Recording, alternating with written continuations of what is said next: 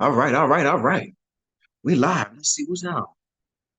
All right, let's give it a few minutes to get some folk in there. I really wish I could turn that fan on over there because it's a little warm.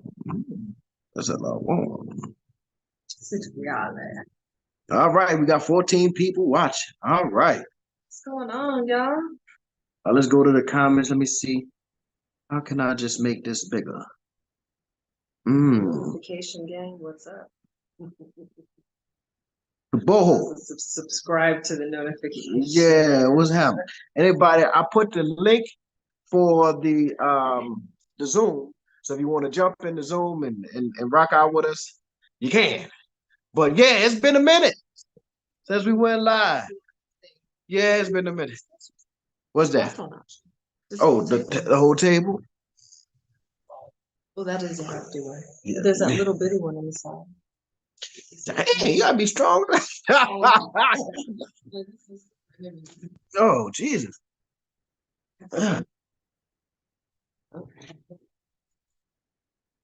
Yeah, I mean, yeah, it ain't really make no difference. What is going on? What's going on? What's going on? We're going. Hello. Let me see. Okay, yeah. What's going on? I'm trying to see why I can't see this on this thing here. See what? Like I can see I want to see the chat in a different, not just on the side there. Yeah. I want to see the chat. Different way. Yeah, but that's all right. It's just because it's small and it's going to be hard for me to read. All right, family, it's your brother Asad. And we are back again with another quick live. So make sure you like, comment, and subscribe and hit that notifications bell so that you'll be notified when we drop new material on this channel. Secondly, in terms of housekeeping, I got to give a special and a significant and a particular and a peculiar shout out to my South African family for all the love you guys have shown this channel. My wife, myself, my children. We greatly appreciate it. Third, in terms of housekeeping, bam, bam, bam, just like that. I said bam, bam, bam, just like that. We got to give a special and a significant and a particular and a peculiar shout out to the rest of the family, to the UK family, the New Zealand family. Watch, we got to get some states in the US.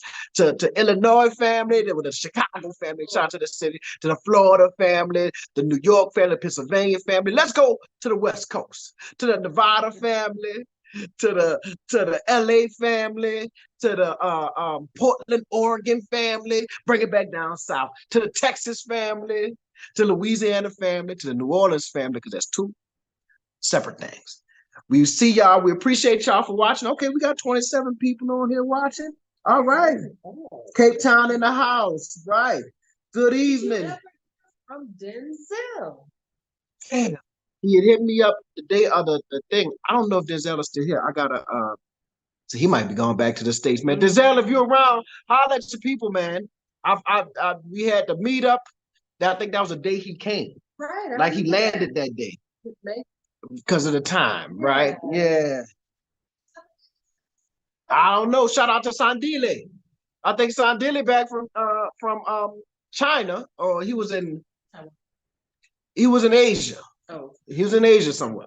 And so holler at your people. I gotta give Sandile a call. Yeah. What's going on, brother Art? Yeah. King Williamstown. Yeah, that's sound like a town where I belong. Kingstown. You heard me? Yeah. What's happening, brother Art? What's happening? Man, we wanted to jump on. There's so much going on. I want to say since we early on in this thing, Tuesday, I will be giving a Black History lecture. So shout out to everybody that tuned in, for Dr. Blair Proctor, for Dr. Samari Kamara, Dr. Gianni Clarkson. So not tomorrow. Tuesday, I will be giving one, and then on Wednesday we go backdoor it with a sister will be giving a lecture on Black women in popular culture. Oh, that sounds good. So on Tuesday, I'll be giving a lecture on the development of African American Islam, because it's so crazy. Quick story time. Last night we were leaving from Melrose Arc. Is it Arc or Arch? I think Arc. Arc. I don't know. Y'all let me know. I don't know. Arkhurst. All right. But you were leaving? East ran in the house. Okay, so we leaving now. And it's about 10 o'clock that night. Yeah, right? And they have a little police roadblock or whatever have you. And, they pull us over. And he was like, hey, he's like, good evening. They're always polite. And he's like, we're checking for alcohol, like, I guess if you drunk driving. I said, he's like, have you been drinking any alcohol? I was like, no, I'm Muslim. And he was like, are you serious? And the two black guys. He said, like, yeah, no, yeah. Yeah, and then he shined the light on Adrienne. It was like, are you Muslim too? Yeah. Cause she ain't had on no hijab. We the black American Muslims. We do it different. So and then he was like, okay, he didn't give me a breathalyzer. I mean, I was there on drink, but he didn't give me a breathalyzer or anything. Just sent me on my way. So, but I mean, since I've come to South Africa, so the first country that I visited on the continent of Africa that I actually landed on was Egypt, obviously a Muslim country. Then from Egypt, I went to Tanzania, right? So Tanzania, the name of the city is Dar es Salaam, right? So it is a Muslim influenced city or Islamically influenced city. But I think they have a high Christian population there too, right? Then, we went to other places or whatever have you. But coming to South Africa is like really the first time that I've run into people who like, dang, I ain't never, like, why you a Muslim and stuff like that. Or like they're shocked. I don't know if it's because I'm an American, right? But then they know people like Muhammad Ali and Malcolm X, them big Muslims, right? So they top dog Muslim, you know what I'm saying? So the lecture I will be giving on Tuesday will kind of it is my goal to kind of enlighten our American family who may not know, but as well as the South African family to kind of understand like how Islam came to the African American community and why is it so important? Why have Black Muslims been so important in the United States, right? And we are Sunni Muslims, right? But Islam comes to Black Americans differently, very differently. They say, well, they had the East African slave trade and they was forcing the people to become. Ain't none of that happened to us. Not African Americans, right? It was no forced conversions. That it was so our development of Islam was totally different, and we must understand that. We'll talk about it on Tuesday. We'll talk about we'll talk about it on Tuesday at 1700 hours, 5 o'clock South African time, 10 a.m. Eastern Standard Time. If you at work on the East Coast on Tuesday, tell your boss you got to go to the bathroom. You hear me? And, tell them you're taking your lunch break a little early. And come on, if you're in your car driving home from work, just put your phone on. I'm going to run it for you. You hear me? So, all right, we got 50. Cheryl from Texas. All right. She said she want to know what is it. I said, what is the topic? Oh, right now we just doing intros. I was just giving some advertising. That was advertising for what's going on. Somebody said what's happening with the center? No. So, but since you brought that up, it's a whole bunch of stuff happening with the center. I'm on the thing. I'm gonna eventually put the little link for those who are interested in supporting the center. Y'all, we got some great work going on. Great, bam, bam, bam, bam, bam, bam. Got some good work going on. As I told y'all, we got an exchange program happening. We got some Howard University students coming. March 5th or 6th, one of them days. I forgot. I got to look at my calendar. We got summer school program happening for social work students. Some good stuff. We about to do. We about to be guest editors on a journal. Get some of these African American and African scholars together. Oh yeah, good stuff. Good stuff. It's gonna be some good stuff happening. So y'all stay tuned. African Center for the Study of the United States. Make sure y'all support that if you can. Again, the money don't come to me. Don't come to me at all. But we trying to do some things, and then when we try to do some things, and money is a fuel. Oh, they said they can't hear me. That's because I'm sitting so far from this camera. Oh. Oh, I hate to relocate myself because I'm so comfortable where I'm at. Somebody said 10 p.m. in South Africa, almost everybody tipsy. I can tell by the driver. I can tell by the driver. I mean, Lord. Yes. Lord Jesus Christ. Yes. Somebody How are the boys? They're doing well. They're doing well. They said they haven't seen them in a minute. But they at that age now. Yeah, they don't want to be on camera. They at that age. Respect their privacy. Somebody said, so when our baby said, they parents owe somebody here. They parents discovered our channel on YouTube. I was like, hello. It's so crazy because I think they had discovered our channel and then they saw us picking up the children. We're like, oh. Right. But yeah, the children at that age, Austin is about to be 14 in April, and the baby will be turning. He'll be turning 12 in September. Yeah. He turned 12. Still call him the baby. Yeah, so they they too cool for school, but they doing well. They are absolutely doing well. Yeah, they're off to a great start. All right, we got somebody. Info. What's happening? Info. Can you hear us, brother, sister? I don't know if that's. Let me see. Are they connected? No, you gotta connect to your.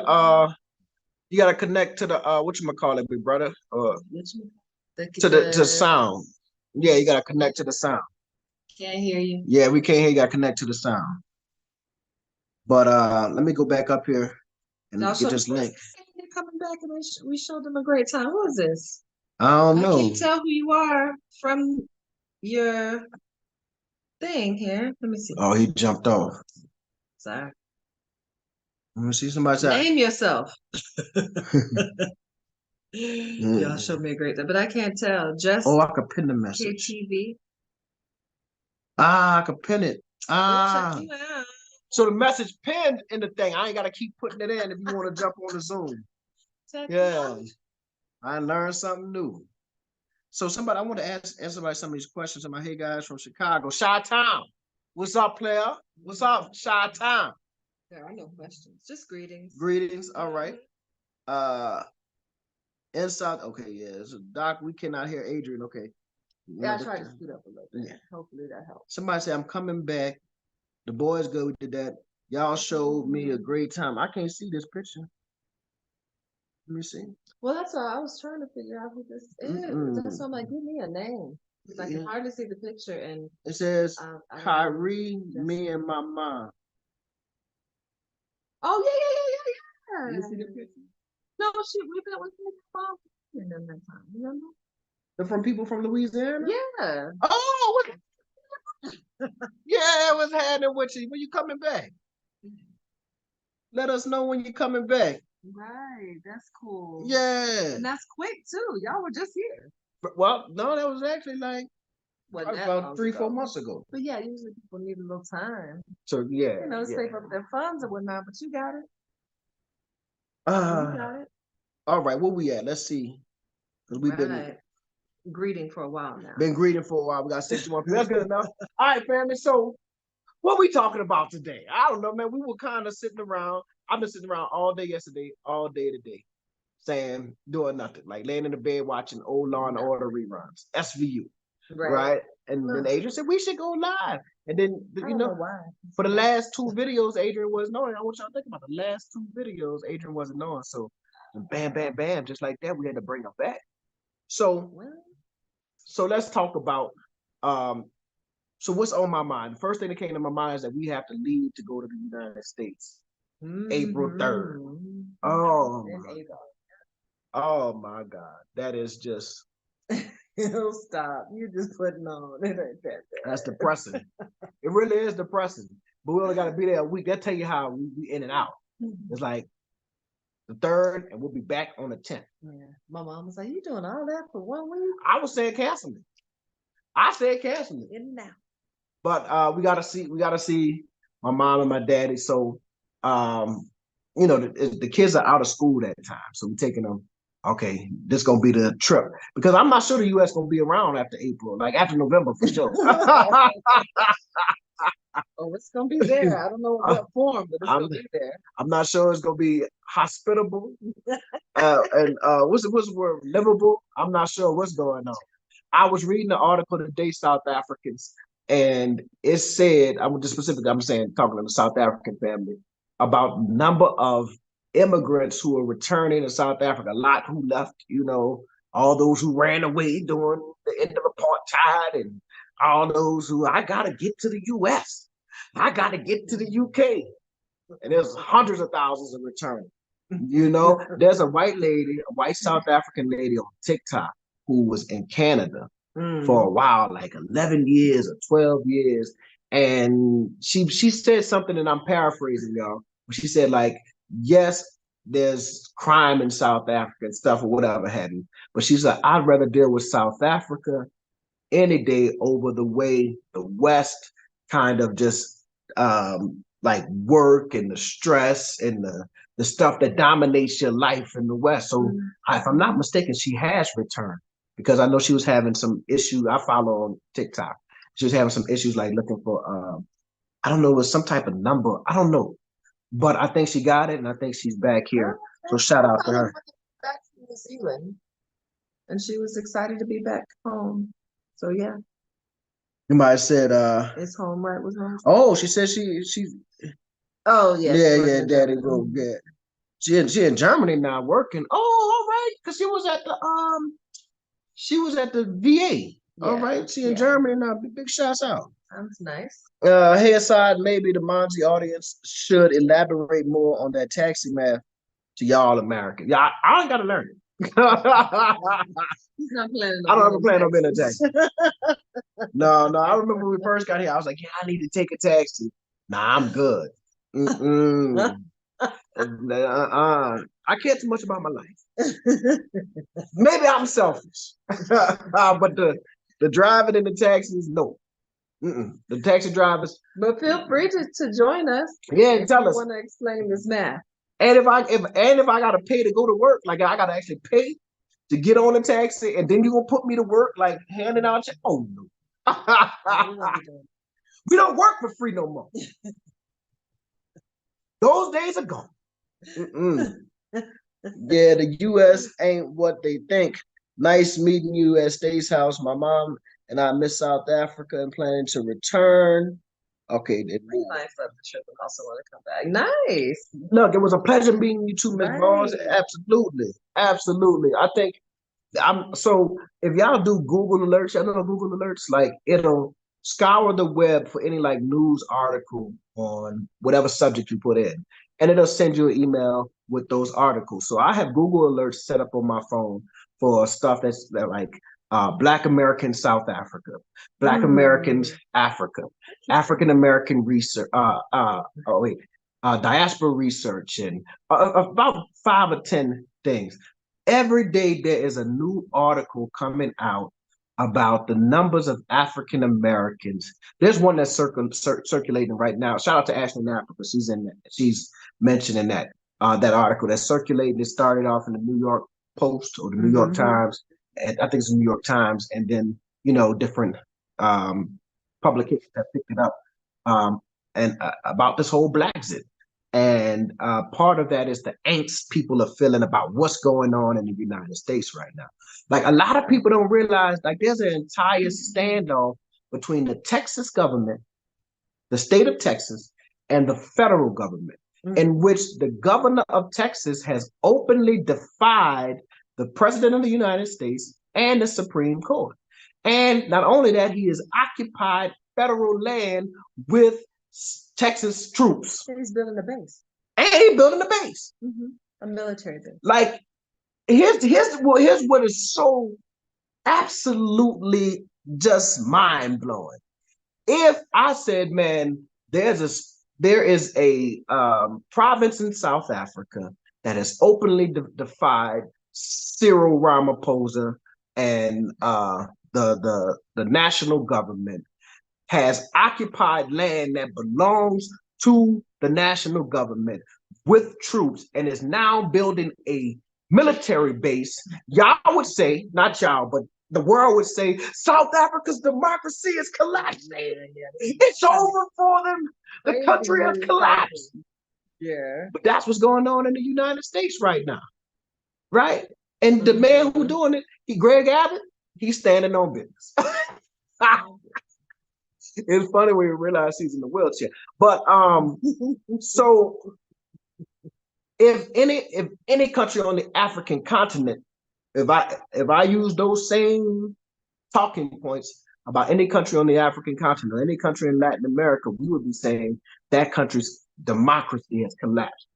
If I was saying that currently South Africa is getting ready, that the forerunner in the presidential election is 4 times indicted, a man who has been basically convicted of sexual assault, bribery, theft, and he is facing charges of like insurrection and all kind of stuff. Y'all would say they're about this is crazy. How could those people? But and selling sneakers. Shout out to the sneakers though. What do you call them? Never give up or something. Never give up 2000 or something like that. I don't know. Hey, you can't make this stuff up. He just beat Nikki Haley in a primary election in a state in which she was the governor. By a landslide. By a landslide. 20 points. Yes. If any other nation would be saying this, every other country would be like, man, that country about to fall apart. But this is happening in the United States right now. And then if I said the opposition party to the Trump, the person who was running is senile. He's suffering from not even early stage dementia. This man is just Paul will sit down. You know what I'm saying? Listen. All jokes aside, Jacobson, man, we've been there.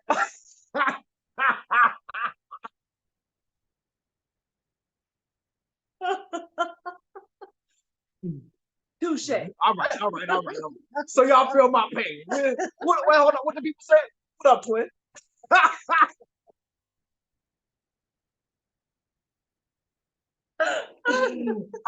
up, twin? Cool. You got it. All right. So, but yeah, I don't think I'm going back to the U.S. after April. Yeah, it'll be a long time. We got to see how that plays out. He's not going back after April. It has nothing to do with Trump. I just don't want to do it. Tired of that ride. I don't want to do it.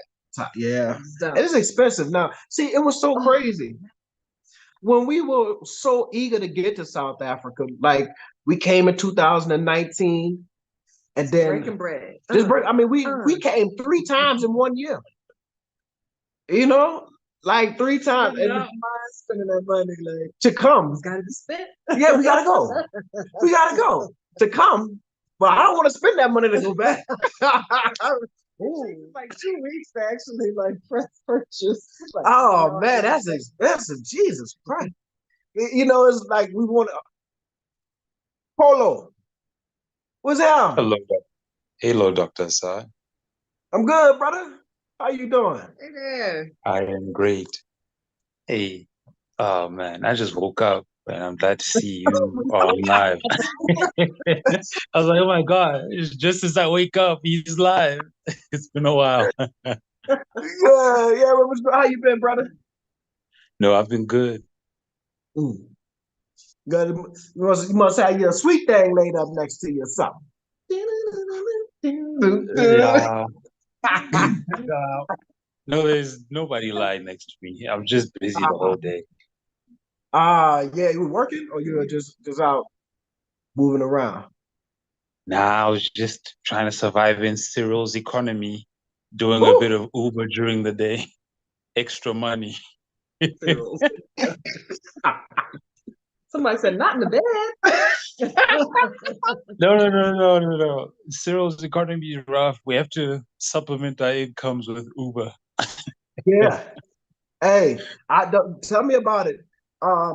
We always said, we had 2 jobs working in the U.S. I got 2 jobs right now. Yeah, so yeah, I know you do. I think everybody is trying to supplement their income, trying to get that money as much as they can. That's true. That's true. Part of the reason why I have this quote unquote side jobs, because my exposure to you guys and how vocal you are about your attempts at like making money from different places as much as possible. Yeah. The hustle is real. You got to, man. The hustle is real. Yeah. Yeah. Multiple streams of income. I don't know who created that terminology, but that's been part of the lexicon of this relationship for a long time. You gotta have, because I'm gonna tell you what happened to me, brother. I was married, and it was 2013. So they have something in the United States called in Louisiana called permanent status. So I was working for the state of Louisiana, and permanent status meant I couldn't be fired. So I had job security out of this world. But the only way you can lose your job is if they close down the agency, right? So they closed down my agency, and I went from just being so secure, like, man, it takes an act of Congress to fire me. I can come in late. I can do what I want. So all of a sudden, I told that Pete Calamari story where they brought us in, they brought all the people in our agency in, and this guy, Pete Calamari, said, as long as I'm alive, you will be state employees. And he went home and died that same day. So, and that's the God honest truth. He died, and about 2 weeks later, the agency was closed. So, depending on one job was not. I can't do that.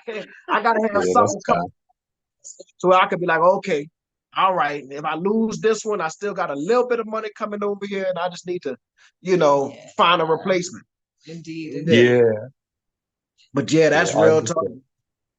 But you know what? That is. Oh, sorry. That is really necessary in South Africa for all the deployees and even administrators in the public sector, for their job security to be threatened just a little bit, just for them to feel a little bit uncomfortable. Then perhaps we wouldn't have as slow of a bureaucracy as we currently have. I mean, case in point, look at what's happening with the Home Affairs. You've dealt with that. And many other public service things in South Africa. They just because people in the public service are just so complacent. Like, it'd be nice if they also had a little bit of a threat to their job security. That's the truth. We need a bit of that. Everybody in the United States who are like civil servants, and they have that job security. Some of them do great jobs, but they know they're like, hey, you can't fire me. You know what I'm saying? So I can take this, I can be a little slow. My work can get behind. I can take 2-hour lunch breaks and all of that type of stuff. So, you have a point there. But now, baby, you were saying I got some comments? Go ahead. No, it's like, so somebody wanted to come. Oh, goodness, I lost it. Let me see. Go back up here. Bam. Something about that guy that was talking about recolonizing. Oh, hey, sorry. Maybe mine's at audience. Okay, no. Oh, man. And I had just watched that before we came down here. Oh, the white man talking about recolonizing Africa? Oh, and the uncommitted vote the Muslim Democrats are advising people to make. Okay, so that's two good topics. So, I saw the white man from, what is he from, like a Navy, but he was working for one of those he was like Black Hawk, Black Rock, whatever it's called. Yeah. That's how they think. That's how they think. WP. If y'all know what WP means, WP. Let's go ahead and say it means white people, right? But here's my point, though. So the white guy said that if Africa doesn't get together, we need to go back and we need to take over those governments and blah, blah, blah, blah. Number one, they want the resources, right? But number two, again, that there is a lot of corruption on the African continent. There's a lot of crazy leadership. There's a lot of theft taking place. But all that takes place in the United States. Right. All of it. I just said that there's a governor who has occupied federal land. And that's not even a top news story anymore. They don't care, right? Because that narrative, no matter the brand, let's talk about branding. The brand that the United States has built is so strong that no one is questioning the fact that the democracy is crumbling right before our eyes. There's some people who question it, but most people, and then the rest of the world is not questioning it, right? So if we applied the same logic that white man was applying, saying, well, somebody need to come and colonize the United States, because there's a lot of right. There's a which you're the UK need to come back. What's Prince Charles? Come on, get this back, because they messing up over here, right? But no one ever say that. So, but that is, let me tell you something. If he is bold enough to say that out loud and international media, the entire continent needs to be very wary, right? Because I think it is really the changes that are taking place in the United States. Other nations are paying attention. The United States is what it is, like the epicenter of Western civilization currently, right? And if it begins to decline, these other nations, France and Portugal and the UK, they need to find ways again. I mean, all of France's economy is really based on the African nations that they colonized, right? So they need to try to find other ways of supplementing not just their economies, but their existence, right? And Africa would be there. So I think Africa needs to pay attention. Strap up. Strap up. And then what was the other one? The other one was about the Muslim vote. Oh, yeah. I don't know why they didn't see that one coming. Yeah, a whole genocide taking place of Muslim people.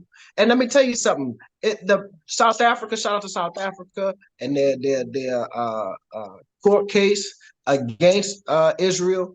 But now there's a one of the most powerful imams in the United States is a brother named Imam Omar Suleiman. Mm-hmm. He's actually from New Orleans, and he actually went to a black school in New Orleans because his daddy was a professor at Xavier. So he went to Xavier, which is a historically black college and university, and he's a young cat.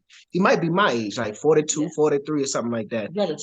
Relatively young, right? Young to be so powerful in his position, right? But what he is saying is abandon Biden. So there's two hashtags. There's one. Rashida Tlaib. Yeah. Recently, she said the same thing. Right. So it's abandoned Biden. Listen, that Biden administration has actively supported the genocide in Gaza. It's no longer like a question of whether it's genocide, like it was maybe in November. You know, when the attacks happened in October, Israel responds, you know, so it was like, oh, well, this will be a week long, you know, what do you call it? What do you call like a war, military operation, right? Campaign. Yeah, campaign or military operation. It'll be a week long, you know, and then they'll go back to this kind of hot, cold war that they have going on. But this is going on 4 or 5 months now of everyday bomb. Gaza does not exist anymore. It is done, right? The people are all displaced. Nothing is operational there. So, and not just Muslim Americans, but any American who has a sense of humanity, who's in touch with their humanity, whether they, agree with Israel or Palestine, no one wants to see that. And to see your government supporting it, it kind of, it's hard to call Trump all of these names when the person who's actually sitting in the White House right now is supporting genocide. It's very hard to say Trump is crazy, he's this, that, and the third, and blah, blah, blah, blah. And he is the existential threat to democracy, which he is. But right now, there's a genocide going on being supported by the United States government and the Biden administration. So, yeah, the abandoned Biden is real.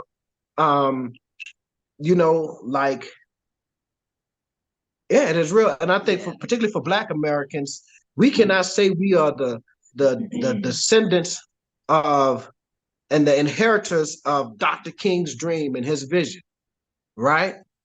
And then still support someone who's supporting genocide. Dr. King would not be on the side of that. We cannot say that we are the inheritors of Malcolm X's dream of vision, because Malcolm X would not be supporting the genocide of Muslims, period. So it's a tough situation. What else you got? It is. Dun, dun. Looks like somebody wants you to put something on, bro. Put what on? A shirt on or something. They clowning. Oh, your boy. Let's see. Now, Simple. Hey, family. I'm in Texas and Dallas.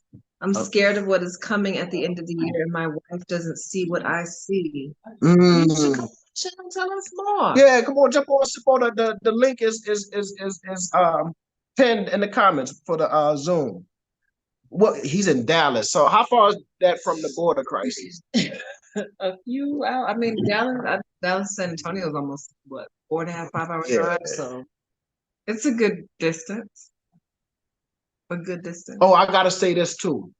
Rest in peace to Eric Mays. Man. Rest in peace to the Point of order. Point of order. If y'all don't know who Eric Mays is, he died yesterday. But he was a politician from Flint, Michigan. Google Eric Mays, Flint, Michigan. Not Google, go to YouTube because you want to watch the videos. Yeah. You want to watch the theatrics of a city councilman who was completely out of control, but he loved this city, man. And man, I discovered him in the States. I used to watch it. That was like, yeah. That's what we were watching him? I think. Yeah, he was so funny. No, I might have discovered him here. But Eric Mays was out of control, man. But just pure entertainment.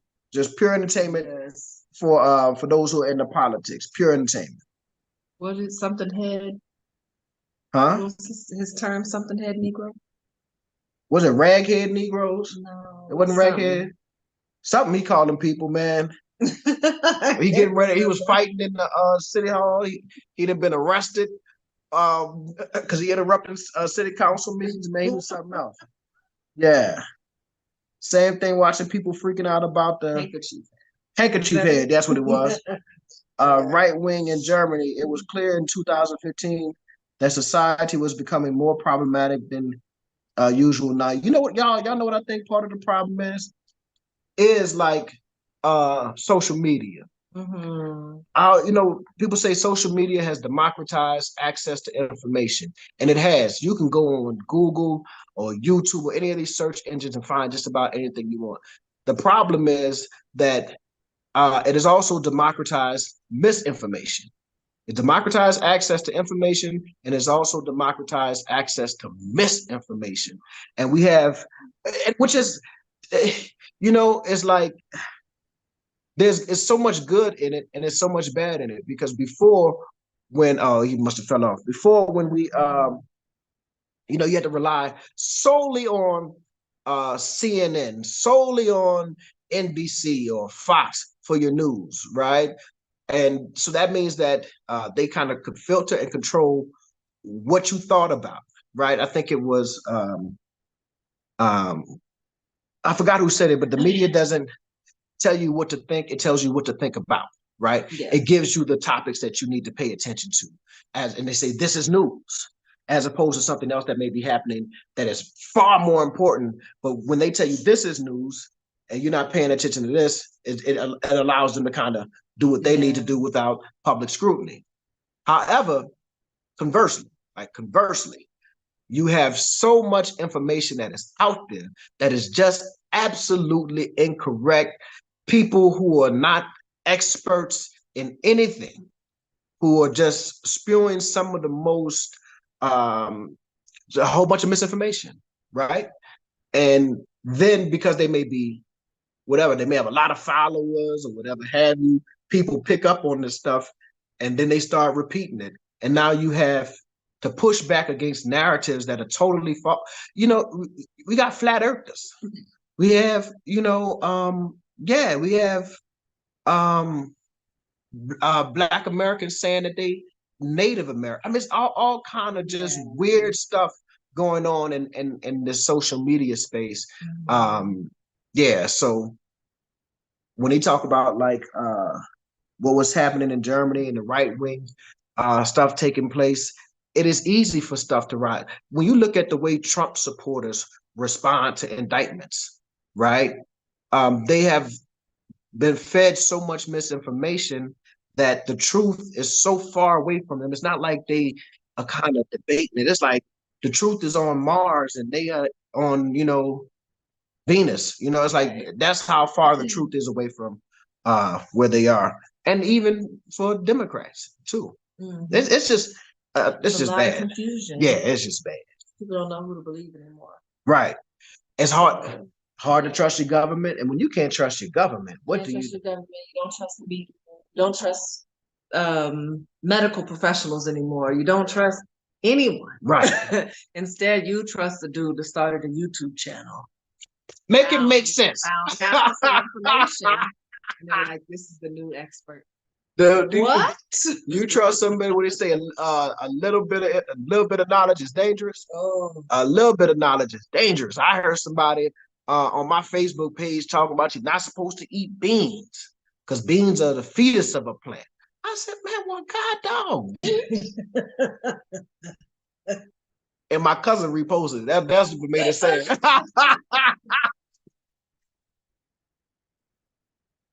We all got them in our family. You all got a conspiracy theorist in your family. I'm a little bit of conspiracy theorist, right? But I kind of want my conspiracy theories be like, everybody like a little conspiracy theory, but not. You know when it's getting a little crazy. But that's the thing. No one knows anymore. No one knows. Yeah, it's gone so far. What's real? The truth is fluid. The truth is fluid right now. Let me see what we got in terms of comments. Please tell them to put something on. Y'all done ran my homie up. Somebody say strap up. Preach, Doc.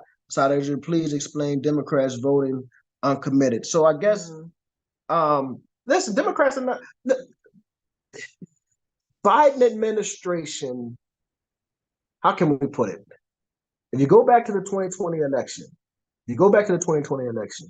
we had just lived through 4 years of Donald Trump. If you have to go back to the primary, the Democratic primary, right? Biden was struggling in the polls. He is not really the choice that many Americans wanted, right? His age was always considered a factor. He was known as Jim Crow Joe. He wrote, what's that? Oh, you guys know. A crazy ass comment. What they say? I know you're not supposed to eat it. What? You were talking about beans. He from New Orleans too. He from New Orleans too. So, but they're thinking that. So, I thought uncommitted meant that they don't owe their vote to anyone. Maybe they don't. Are they going to write in? Yeah. So I believe where's she from? Michigan, huh? So Michigan has an option. Wherever she's from, they have a state option where you can actually choose uncommitted. So it is a category. It is a vote of protest, right? Meaning that I want either one of these people, right? But that's only in the Democratic primary. Keep that in mind. That's in the Democratic primary. So I don't know exactly because I know South African elections work differently. Yeah. So in the presidential election in the United States, the Democrats run one election, the Republicans run another election. Then they decide who's the top Democrat, who's the top Republican, and then they go against each other. So what Rashid is talking about is in the Democratic primary, where it's just Democrats running against Democrats to choose uncommitted. It's a vote of protest. Come November, she'll be talking about everybody needs support Biden because no Democrat is going to what do you call it? The distract undermine the party. Yeah, basically, ain't nobody gonna start saying they're gonna support Trump. None of the Democrats. They go all fall in line. This is every time. But go back into the 2020 election. Biden was struggling in the polls. It was not until Senator Clyburn, black senator from South Carolina, and he had a lot of respect in the black community. When he endorsed Biden took off in the polls because black people then got behind Biden. All that He was Obama's vice president. Our love was for Obama. Really, our love was for Michelle. If you want to know the truth, if you really want to know the truth, our love was for Michelle. You know what I'm saying? Oh, I'm just telling you the truth, right? So, because I always say this: if Obama had been married to a white woman, he would never been president. When we were like, "Who is this correct talking Negro?" We need to see his family. And then when that black woman from Chicago came out there, then she was a dark-skinned black woman too, right? When she came out there, that's when Black America fell in line behind Obama. Oh yeah, we had to see it. So our love was for really Michelle, but anyway, it didn't extend to Joe. So it was Clyburn who made Joe's campaign viable and hence gave him the White House, and black women who went out and voted and supported in mass numbers because he got Kamala. But keep in mind, we didn't want Kamala either, right? Hence, that's why she ended up being the vice president and not in the not on the top of the ticket. She can't save him this time. Yeah, so there are a lot of people. So here's what happens: they use boogeyman politics. And listen, I'm not a Democrat nor a Republican, so let's get that straight. I criticize both sides, but they use boogeyman politics. They said, "Oh, Trump, you can't have Trump. Trump is gonna be he's a racist. He's this, that, and the third." That's what they did in 2020. But in 2020. But people that already lived through 4 years of Donald Trump. They lived from 2016 to 2020 with Donald Trump. And it was bad. He said a lot of crazy stuff or whatever have you. But when you think about your day-to-day life, most people still got up and went to work. They still had a good time with their family. They still went out to eat on the weekends, and, whatever. Just life continued. The impact of federal politics on the local level on your day-to-day life is so much space between the federal government and your day-to-day life. So now it's hard to continue to use that argument. We better vote for Joe Biden because Donald Trump we just lived through 4 years of Trump. My life, I'm not talking about me individually, I'm saying my life wasn't impacted left or right, for the most part. Right? Except for how he handled COVID. He was a little slow on getting something together. He was a little slow in the response. Which costs million lives or something. That's a big deal. That's a big deal. But for the Democrat, for the Republican to respond and be like, man, how many lives does Biden cost by continuing to support Israel? You see what I'm saying? Like a life here, or a life in Palestine, or a life in the United States is all value. The same value. Right. So, so I think Biden is going to have a tough time in the general election against Donald Trump. And it's not that I think that black people are going to go and vote for Trump. You're going to have about 10 to 15% of black males, black men who are going to support Trump. And that's just mainly because a lot of them are, misogynist and patriarchal. And then some of them will say, hey, my money was a lot better under Trump. You're going to have one or two say that. Right. I think you have the people who are anti-immigration, like open borders. I think they're going to shift. And that's another problem right there. Big problem. Listen, if anybody don't hear from Chicago, talking to Chicago, shout out to Chi-Town, right? New York, but Chicago in particular, because they literally closed schools a few years ago, maybe 10 years ago. Rob Emanuel and all the people closed schools in Chicago, closed community centers, and now they are taking immigrants from the borders and bringing them into Chicago and giving them all of these benefits, right? Now, I'm not against immigration. I'm an immigrant technically, right? I've immigrated from another country, so I can't be against immigrants.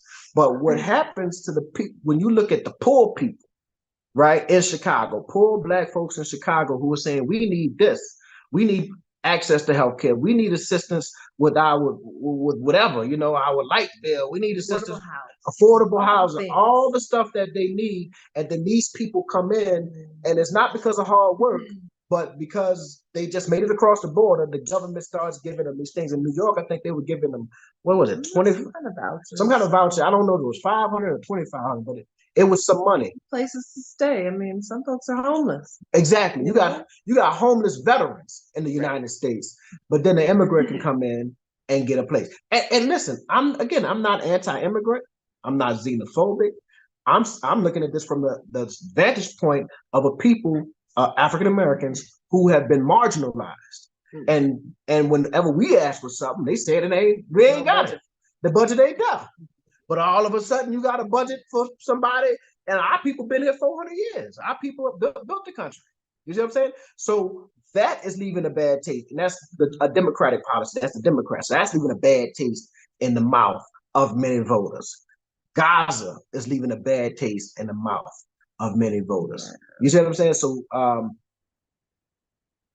yeah, he's gonna have a tough time. And I don't think people are going to run out and vote for Donald Trump. That's not going to happen. We're not crazy. And what's going to happen is most people are just going to stay home. Or a lot of Joe Biden's base that got him elected in 2020, a lot of them will just stay home and be like, I don't want either one of these people, so we'll let somebody else decide. And I don't know if that's the strategy, but there's no strong third party candidate. We don't have a Bernie Sanders running again. You don't have a Ross Perot. I don't know if y'all remember Ross Perot from the 90s. You don't have Ross Perot. Yeah, we don't have that throwback.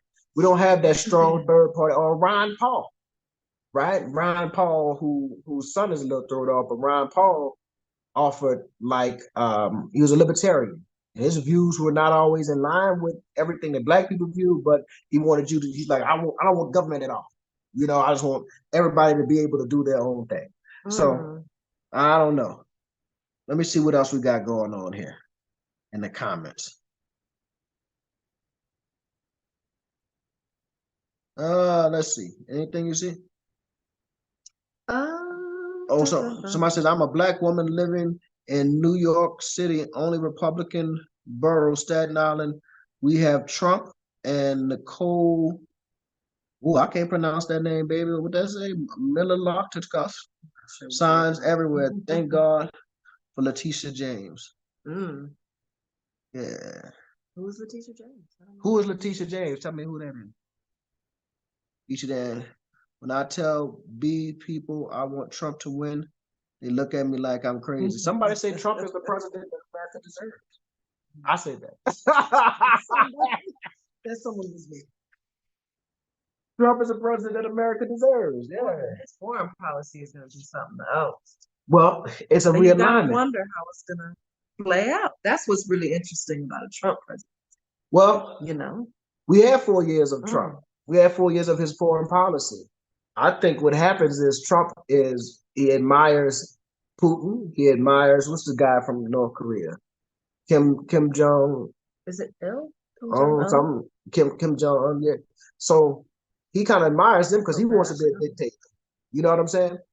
So it may be a realignment of America, and it won't be with the Western powers. It may be with that'd be crazy too. Oh, Kim Jong-un. Kim Jong-un. My bad. I'm so terrible. Julius Malema has vowed to shut down the U.S. Embassy in SA. How will this affect Americans trying to relocate or visit SA? It will impact me majorly. It won't impact those who are visiting or those who are seeking to get their first visa. You know what I'm saying? Well, no, it won't affect me like that. I mean, it's a challenge. It depends on the response of the government. No, because if they shut down the U.S. embassy, we apply for our visas through the South African embassy. Visas, but if you need to get your passport renewed, passport. Any sort of issues where you need to talk to your embassy and it's shut down. True. That may be quite a blowback. Now y'all know the government. There's a Republican and a Democratic congressperson who has submitted legislation to the United States government to reassess the relationship with South Africa. You heard about that? Mm-hmm. Yeah, that's because South Africa supported or took Israel to court, right? And that tells you there's a certain segment of the population in the United States. I ain't gonna say their name, but y'all know who I'm talking about. who got a lot. That maybe people say it's a conspiracy theory, but it seems to me that they powerful because they're only like 5% of the population, but they powerful. Money. They got a lot of money and a lot of power, and when you offend them, yeah. Somebody said, can we talk about some happy days? Oh, all right. What kind of truth we're talking about is happy the day before Monday. Oh, okay, yeah. What's your take about the mug short comments Trump? I laughed at it. About the mug short comments Trump. You talking about him getting arrested? Made yeah. Outrageous. It's outrageous. Only say that. And get away with it. Like that used to end a politician's career. Some of the stuff that, like the lightweight stuff Trump is being. He's been so outrageous that outrageous stuff ain't even outrageous no more. This is a Trump statement. But yeah. But in many ways, I think it did. I think it did help. So y'all know I'm critical of like the criminal culture, right? That's promoted through rap music. So you get people like what's the boy name? Young Thug. Young Thug accused of killing buku people and selling drugs and killing other black people in his community. And he goes to jail and black people talking about, you have this generation of people free Young Thug. Free him for what? He's a criminal. Let him stay in jail. I don't want him in my community. I don't want to live next door to me. He's a criminal. He's killing people. Right? But there has been this acceptance of like criminal culture through like rap music, right? So the criminal becomes the hero, no matter what he's done, unless he's done something like sexual crimes against children or something. But if it's murder, drug dealing, and thugging, that's all these rappers rap about. Mm-hmm. So then you see a Trump with a mugshot, and you're like, well, I think there's an element of black folk who did connect with that, and that's only because culturally, this rap music has destroyed us. Like it has eroded our good sense in many ways. So I saw a T-shirt that said N words for Trump. They can wear these shoes too. They're gonna buy them shoes. Hey, the shoes sold out though. They're gonna have to wait till if they buying Kanye shoes. Let's see. I can't vote for Donald. I'm chilling with the Charleses. Man, bro, what's that? Man, jump on, bro. Man, he a daddy now. The baby looked like he crawled. I saw that on Facebook. Yeah. I can't vote for Donald due to the Central Park 5 facts. Ain't nobody voting for Donald. Yeah, ain't nobody voting for him. Does the black church in USA really have that much sway over where black people vote goes? It used to. It used to. But back to what I was saying about hip hop. The black church was the institution. When you think of the leaders of Black America, the names Dr. King and Ralph Abernathy and John Lewis and Jesse Jackson, Al Sharpton, these people church folks. But that generation they either dead or dying, right? The generation that really came after them was the hip hop generation. And early on, hip hop was Afrocentric. Well, technically it was party music at first. Hip hop, the hip, that was party music. But then it got to the Afrocentric, pro-black orientation. And that lasted for a very short period of time. And then everything became gangster, drug dealers, killers. You went from gangster rap to trap rap, to drill rap, which is just straight killing, right? And there's no political awareness. There's no political orientation. But that is the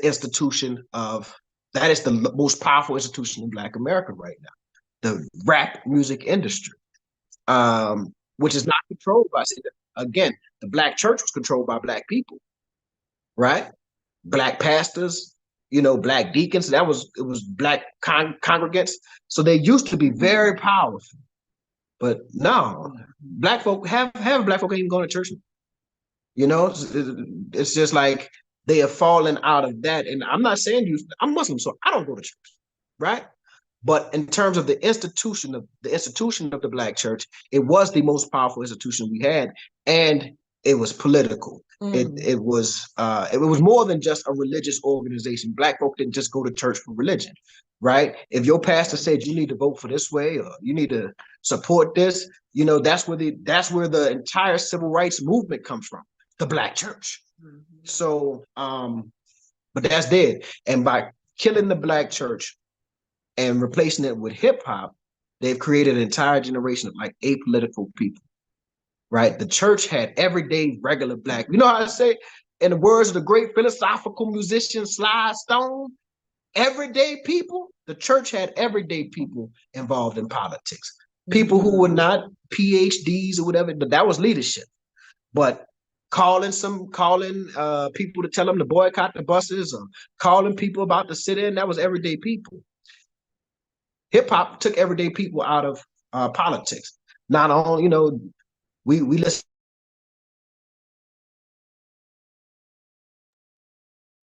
Is it back on? Because it said it was muted. I don't know. That's my mama calling me. I'm about to call her back. All right. The mayor, y'all, is bad. The Black mayor lost the Black, white, and Mexican confidence here. Where you at? Probably Chicago. Oh. That's what you were talking about. Yeah. Sandile, I just said his name, but what's happening? Holla, bro. I know you back in town. Holla. On a Sunday, bro. Tell him you gotta go to the bathroom.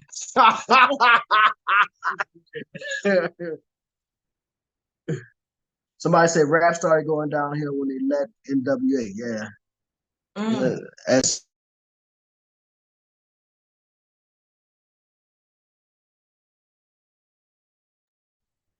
my mama calling back. It's Sunday, y'all. Talk to my mom on Sundays. So I call her back. Dealt with us wisely. Now we don't multiply as much. We hear you. Yeah, so but yeah, that's where that's so is music political in SA? Is Amapiano political? Like do they have any message? Because I don't know the words. Right. No, I want to know specifically about Amapiano. Is it political? Is there any political message in Amapiano, or is it all just dance music? Party music. Because if so, I want to give a warning. You understand? I want to give a warning. Yeah, I want to give a warning. If there's no message in the music, it becomes, hey, man, you know how powerful music is? People, when they used to go to war, they had a marching band there to play music so that people could go to war. Well, every major event in your life, music is involved in it. Your wedding, your funeral, you know, your birthday, people sing you a song, right? So that's how powerful music is. And we have to be careful when there was always some sort of message in our music as Black Americans. It used to be. Whether it was a message of love, like the OJs singing about their love for a woman, or Curtis Mayfield, right? Marvin Gaye. Now there's a message in hip hop music, but the message is about violence and drug dealing and killing other Black people. And you see what it has done. It's not so much that Black people are going to go out and kill people because they listen to the music. It is that it's changed what we understand as right and wrong, good and bad, acceptable and unacceptable. Again, they arrest a man for murder and selling drugs in the Black community and killing other Black people, and we say, free him. You know? But then there's this other side of it. What's that? The other side of it is that the justice system has always been the nemesis of Black people. You see what I'm saying? So when anytime someone's getting caught up in the justice system, it's like, well, that's unfair. We want to free him. But no, we got to think a little deeper than that. You know, speaking of lighter topics, why don't you tell them about your experience with spoken word here? Man. That's his thing. Yeah. We found a local spot. And I'm going to be there on March 8th at the day. It's Writer's Blocks. 8. Writer's Block has the place in, is it Melville? It's in Melville. Okay. Yeah. So no place in Melville. Y'all see that? Can y'all see that? It says poetry. It says, oh, I don't know if you see it, but there's a mic on my arm. I did spoken word since I was like 17, 18 years old, till I was like 30 something, right? Yeah. Yeah, when I was getting on stage. Getting on stage, yeah. Yeah, doing poetry, having a good time. It was it was poetry / spoken word that saved my life in so many ways, because when other people were going to the club and getting in trouble, I was going to poetry readings and listening. And then not only that, it raised my consciousness. Like poets were always talking about, there's sex poems and there's love poems, but then there's also a lot of politics and Black consciousness raising and all of this stuff taking place in the poetry community. So I went to Mel. She sent it to me on Facebook. She was like, "Oh, there's a let me send it to a little poetry." So we went out there and yeah. So it's in a little small. So what it reminded me of is, like I said, I started like 97, 98 when I first started doing spoken word, and we used to be in little small cafes, 50 people, 60 people. So that's what the place we were in Melville reminded me of. But by the time Hurricane Katrina happened in 2005, we had we were in full out clubs with, 300 people or whatever had. And doing it every night of the week. I used to go to a poetry show every night of the week besides Saturday. And we called Saturday the Poet Sabbath, right? The Poet Sabbath, we didn't have shows on Saturdays. Monday, Tuesday, and then I started producing shows. So I went from being a poet performing to saying, well, look, we have poets coming in here and we're being charged, $5, $7, $10 to come in and perform. But the people are coming to see us. They're not coming to see the person that's producing the show. Y'all just collecting money. And at this time, so I said, you know what? I'm gonna get on the other side. I'm gonna produce because I'm a poet. I'm gonna get on the other side and start producing shows. So the first show I produced was called a closed mic show. It was just like I would ask 10 poets to come through.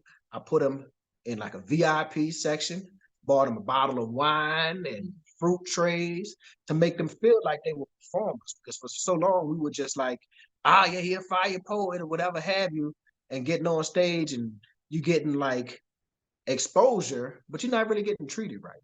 You know what I'm saying? And then Hurricane Katrina happened, and I started the first spoken word show post Hurricane Katrina.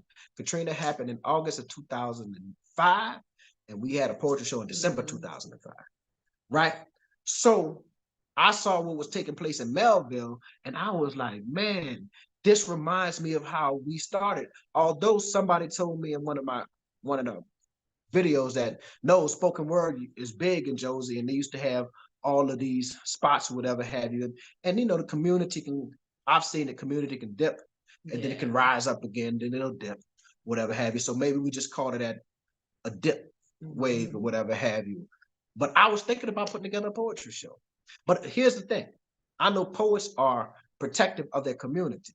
So as somebody who's a real outsider here, like I'm not even South African, you know what I mean? Talking about putting on a poetry show. But I want to get connected. So I'm going to go back on the 8th and holler at the Writer's Block people and just try to get connected with the community because, I got 20 years experience doing it, putting on shows and performing. And I just did an old poem just to, give them a little taste. A little something. Y'all don't know how I get down. They do. You can tell people all the time, and you can tell they have a solid community. Now, what was interesting though was just the languages. The different languages that appeared in the poets. And I was like, yes. And not everybody knew each other's languages, but it was cool. So my thing is this. So here's the thing. Now I'm like old now, right? But so there's a profound difference between being a poet and a spoken word artist. I'm a poet. A spoken word artist is a specialized type of poet, right? You know, you can write your little poems in your diary and in your notebook, and you say, I wrote this for myself. Well, keep it to yourself, right? Because when you get on stage, it is part poetry and part performance. You follow what I'm saying? So what I saw were a light. I saw poets, but I come from spoken word artists, like people who know that you also have to kind of, and I'm not trying to be critical, then it's just, I'm coming from a standpoint of somebody who did this for a very long time. It's just something that I went around the country doing it or whatever, had went around the United States. So it's something that I've seen and I understand very intimately. What I saw was a bunch of poets, and that's cool because you have to be a poet before you could be a spoken word artist. But I didn't see a lot of spoken word artists. I saw them young cats they had the performance, but they didn't have the poetry down. They didn't have the wordplay, the similes, the metaphors, the timing. Because when you're speaking a poem, the words you speak, the words you don't speak are sometimes just as important as the words you do. Knowing how to use a pause to your advantage, a space to your advantage. But yeah, so I'm about to get involved with it to see if I can. I would like to put together a show, maybe bring a poet or two from New Orleans or from the States to come down. I think I could pull it. I got a brother right now, Ro, who's a phenomenal spoken word artist, singer, poet, all that kind of stuff, who's been begging to come to South Africa. He just don't have the time, or he hasn't made the time. So get him down and maybe let him, be one of the featured poets or whatever have you. Yeah. It would be great to get a South African poet to the U.S., but the visa process for y'all, they be trying to keep y'all out the country. They be trying to keep, we run into that with the exchange program. It's like, yeah, it's so easy to get African Americans to come to South Africa because they stamp you 90 days. But South Africans, it's rough to get y'all over that side. Somebody say you doing it like in Love Jones? No, that's the problem. That's the problem. No. We never did that. We never did this. We had a DJ, man. People used to dance. They'd be dancing at the poetry Dreams. I used to put the name of the show was the Spoken Soul Session at Dreams. Dreams was a club in New Orleans, 3 floors. And we had a DJ. And half the people didn't give a damn about the poetry. They came there for the music. and the host. And the host. Laughing, entertainment. It was a good time for us non-poets going to the show. It was a great time. You didn't want to go to like a club. Right. It was a good time. It's a good time. It's like I tell Adrienne all the time. So I went from being a poet to producing shows to hosting shows, right? Hosting my own shows that I'm producing. Because I was like, well, if I can do it, why don't you pay somebody else? All right. Come in, right, exactly. I tried that and people, okay, cool, let me show you. I can do it. And what I learned is that if you got a 2-hour show, 2 hours, if in that 2 hours people laugh out loud 3 or 4 good times, the poetry could be garbage. But if the host can make the audience laugh out loud 3 or 4 good times, and they'll leave there and say they had a good time. That's it. And if you want people coming back, you want them to feel like they had a good time. Laughter is the key, right? Laughter is the key. So a good host is the most important thing, like a poetry show, a spoken word show could have. Now, a poetry show, you could have an old professor up there just calling people up. But if you want a spoken word show, the host, the DJ, like something about music. We got to talking about music.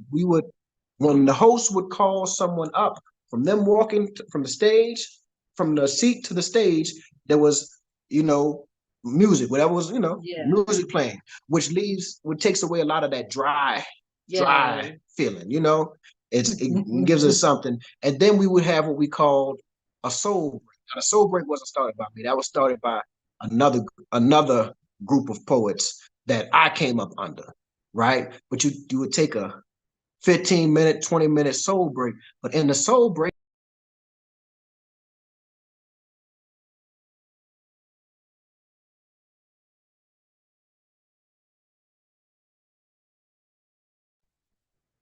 that's my daddy calling. It's Sunday. Both mom and daddy calling. It's Sunday. But yeah, so the soul break would take place and they would be playing music and let people in there dancing. So this is a poetry read. And then the bars, crunk, people drinking. I don't drink, but people drinking, they dancing, having a good time or whatever have you. And another thing, we went from being in like small cafes to like real club venues. Like when you create an environment that feels nice, more people want to come. They want to be in a nice environment. And we started like, standing like this. It's 30 people in a little cafe and they only got 6 seats in there and everybody else just standing up or whatever have you to a full out club. So yeah, I'm excited about that. I really do want to get involved in the poetry. But look, I missed my mama's call twice and my daddy's call. So let's go over some of these comments. And wrap up. We got 101 people watching. That's crazy. Look, I can't see this. Can you read some of them? Goodness. You can't see. Okay, hold on. Somebody say, wrote it for yourself, keep it to yourself. That's the truth. If you wrote it for yourself, keep it to yourself. Don't get on stage performing no poem that I wrote this just for me. No, when you're a spoken word artist, you're thinking about how is this going to impact the audience? How I got a message that I want to deliver. How is this going to impact the audience? How will the audience receive it? Now, you're not writing for the audience. You're writing because you have the message. But then you are crafting the poem to make it palatable for people's ears. Some poems are better written when you can see the language than other poems are meant to be performed. You can't be talking about, it's like I did a poem, I wrote a poem where I was a slave and I started off like, I said, Conte, hey, yo, Conte, on my mother's grave, this slave shit ain't gonna make it. I'm tired. I'm hungry. This ain't no bad day. This a way of life. And sold away my wife, and it looked like I got stripes on my back because master keep feeding me. He feeding me food off a dog's plate and expect the nigga to work from daybreak to sunset. Ain't that some shit? All of that, the voice changed, and I'm smiling now because I'm just freestyling it, but I would change the voice. I would perform that poem like it was the weirdest thing because I performed it in modern language, talking about being a slave. But I would talk about the pain and the way the voice would crack. He feed me food off a dog's plate, right? All of that is part of the poem. It's a part of the performance. And if you are not on that, you just a poet. You're not a spoken word artist. But anyway, what? Someone was drop a couple of lines. Well, I guess you did a little bit of that, but not much. Yeah. Taia, if you're still there, she said she was gonna look for a sitter, and she'll see us on the 8th. The 8th, come on through. Brain Rick, I'm on through. The 8th. Yeah. Let's see. Go through some of these comments because I promise you, my mom and dad will be calling. If you don't know, I'm telling you, they're gonna call about 5 times. Oh, hey, Miss Jones, when y'all coming back? I think they're gonna be back soon. They're gonna be back soon. That 81. Is this Miss Valerie? I'm not sure if that 81. I don't know. If so, hey. Geechee Dan. Someone said I remember Whispers in the East. Boy, that's throwback. Wait. Bottom line too. He said bottom line, yes. Yeah. So there was the Bottom Line, and then they opened up another spot called the Line. That lasted a very short period of time. And then Dish on Haynes. But no, what was the one? There was one in the East that we used to do poetry at. Peachy. It was off of not Haynes. It was off of what's the Chef? Oh man, it was a big old club for a while. Off Chef? I think they turned to No, they turned into a grocery store. It was like, it was a big, oh man. Oh man, we should do it out of that, man. I forgot. I forgot the name of that club. That's crazy. Let's see. That's right. Don't forget to call your parents. I'm gonna call them. Somebody said they went to Four Ways today, but you scrolled up. Oh, go ahead. Because I was at the bottom. Oh, at the bottom. I went to Four Ways today, but didn't stay long. Do over next Sunday. All right, I'm gonna see you next Sunday. That's the brother that came late to the the thing. Yeah, he's been in Cape Town and he just got back like a couple of days. But yeah, we'll be back there Sunday. And that club by the train tracks on St. Claude. How about the train tracks on St. Claude? Rumors. You have a good man. You have such a good memory. Boy, I went to Rumors one time. That was Killer Central. I'm not going back in here. You crazy. I'm not going back. What on St. Claude? You wasn't around. That was before your time. It could have been too long before I came. Yeah. You were too young to be going to clubs. I went out with Kenya one night. Oh, goodness. Goodness. I had a cousin took me to a club, almost got me killed. So he out in the parking lot talking to a girl, and he grabbing her by her arm like this, and she kind of pulling away, like, oh, aggressive. And she said, that black car right there is my boyfriend. And if you don't, stop talking to me, he gonna kill you. He gonna come out and shit. Yeah.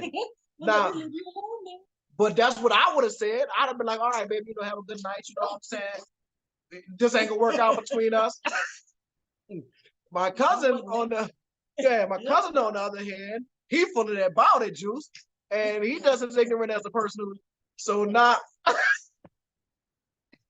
That's when you walk away. Hey, I was out there, and my cousin, me, and my partner Bobby, God bless the dead, and when the chick said that, my cousin's response was, "I bet you I could kill him before he killed me." And I'm like, I gotta go to school in the morning. I'm not getting caught up in no murder. And Bob was like, man, tell your cousin, let's go, bro. And I was like, man, I don't know what to tell you. So, but fortunately, nothing played out. He let her go on about it. Right in New Orleans ain't gonna back down that easy. Nah, I ain't gonna back down that easy. Nah, I would go back down because I was like, yeah, I ain't got nothing to do with this. Keisha said we got to see the gun. Yeah, I wasn't trying. Yeah. That's a. But anyway, y'all, how long we been on here, baby? Oh, a while. A while. I don't know. When did we get on? About 8? I don't know, man. No, it was 8:20. Oh, it's 10. That's good enough. Family, I gotta go because I know my mom and dad didn't call 3 times, and they gonna call back in about 2 minutes. So, it's always a pleasure. Tuesday, y'all. Tuesday at 5 o'clock South African Standard Time. And then Wednesday at 5 o'clock South African Time. The last 2 lectures of the Black History Month series. I really want y'all to check. I've learned that I've downloaded this little thing where you can stream on 2 channels, on 2 YouTube channels at the same time. What? No, I'm talking about. Oh, yeah, 2 YouTube channels at the same time. So that it'll be on my channel and it will be on Access Vits channel, ACSUS channel. And the reason why I'm doing that is because the Access Vits only has like 140 40 subscribers, or maybe 170 subscribers, right? So so the last one we did with Dr. Blair Proctor, it was streamed on both YouTube channels, and we'll do that Tuesday and we'll do that Wednesday on my YouTube channel and Access Vits YouTube channel. Please, y'all, check that out. Be very informative. You'll get to see me in another light, not joking and playing, but actually delivering. Is this Mr. Liz? Yes, sir. Yeah. All right, Mr. Liz, what's going on, brother? Man, we gotta see. I don't know. I think he leaves in March. I know he leaves in March. So before he leaves, we gonna take you out to eat, Mr. Lenny. We gotta take you out to eat. Yes. South African Embassy in DC is holding virtual meeting on February 29th. They will discussing visas. You can sign up via that. Thank you, Travel Lover. It's got some visas. But that's important because I think there's been a lot of complaints about people really understanding the visa process and the confusion on the DHA website versus what you hear from like immigration consultants, lawyers and stuff, right? People who actually read the Immigration Act and this, that, and the third. So I'm going to jump on that. That's what day is the 29th? Is that a Saturday? I'm not sure.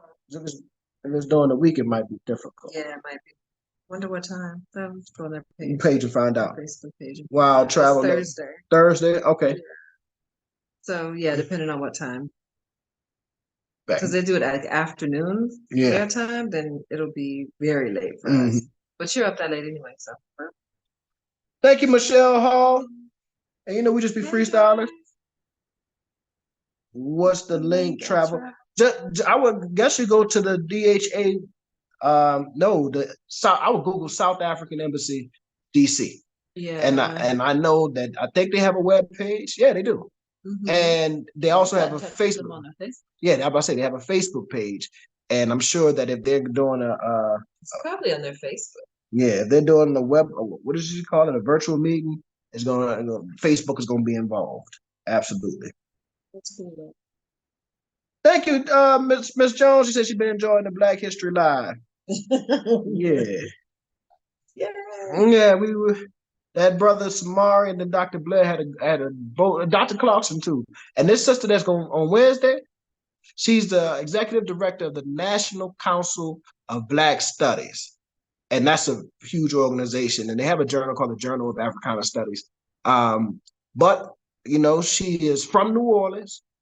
It just so happened that Gianni is not from New Orleans, but he went to Dillard. Samari's from New Orleans.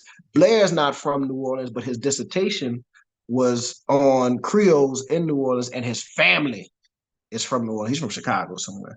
And then Dr. Alicia, she is from New Orleans, but she lives in, I think, Connecticut. I wonder why that is. I put on for my city, on for my... Oh, no. So we got, even if you don't know them, we lost some giants from Dillard. Yeah, so in this week alone, we lost Dr. Edgar Chase. Yeah. So for those who don't know who Dr. Edgar Chase is in South Africa, I understand. You may have heard of his mother. His mother's name was Leah Chase. If you're in the States, everyone who is familiar with Leah, she was a restaurant owner. Dookie Chase is the name of the restaurant, and Dookie Chase is a world famous restaurant. And this is a Black woman. Presidents, when a president comes to New Orleans, they stop at Dookie Chase. Trump and all of them, Trump, Obama, Bushes, all of them stop at Dookie Chase. It's world famous, right? So Edgar Chase was her son, and he was a business professor at Dillard. And we're talking about 34 years, they said? Yeah, a long time. And the brother, he's gone. He passed on this week, and it's sad because the beauty about, and I know I said, but the beauty about HBCUs, especially small HBCUs like the ones we went to, is like staff, administration, and professors become family. Not only do your friends that you meet at school become family, like the staff that you went to school at this college, and the secretary and the shout out to Miss Helen. The administration office. All the students. But then people became family. I never had Mr. Chase as a professor. Never had him. Dr. Chase, I'm sorry, as a professor. But I knew him, right? He was a fixture on our school's campus. And so that's very sad. I know his son, right? His son was actually in school with us. And so that's very sad. So we want to definitely send like love and light to the Chase family. They are like New Orleans royalty. Yeah. Black, Gail Bowman. The Dr. Bowman, Dr. Reverend Bowman, who was the chaplain at the school, she died this week too. Right. So and it's just what it is that age. You know what I'm saying? I'm 45 on my next birthday. And I'm at an age where I have peers who are dying of natural causes. My partner, like you're at the age where these people were young and that was, I graduated undergrad in 2002. Yeah. So that was 22 years ago, right? Yeah. 22 years ago is when I completed undergrad. Yeah. But these people were, 20, I'm right. Yeah, but let's think about it. Those were, when they were in their 40s, working and being professors and doing all that type of stuff. And now they've gotten 40s, some of them 50s, and now they've gotten to this age where it starting to passing along. Yeah, man. Yeah. So rest in peace to both of them. Rest in peace to them, man. Rest in peace to Eric Mays, as we mentioned before. Point of order. Point of order, man. The chief head. Y'all might not be able to watch Dr. Chase or Dr. Bowman, but go watch y'all some Eric Mays before y'all go to bed tonight. Just YouTube Eric Mays and have you a good laugh. They got like top 10 Eric Mays moments. Just have you a good laugh. Top 10. Hey, just have you a good laugh at Eric Mays. I might do it. Yeah. And out of the brother. Out of the brother. But yeah, family. So anything else? Let's see. No. It's time to call your parents. Yeah. And that's it. I gotta go. All right, family. Y'all have a